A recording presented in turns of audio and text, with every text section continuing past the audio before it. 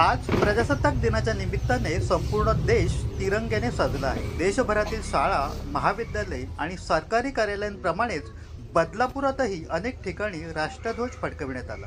बदलापूर पश्चिम पोलीस ठाण्यात एक भव्य परेडने देशाच्या लष्करी सामर्थ्याचे, सांस्कृतिक विविधतेचे आणि राष्ट्रीय एकतेचे दर्शन घडवले। बदलापूर पश्चिम पोलीस स्टेशनमध्ये आयोजित कार्यक्रमाचे वरिष्ठ पोलीस निरीक्षक किशोर शिंदे यांनी ध्वजारोहण केले।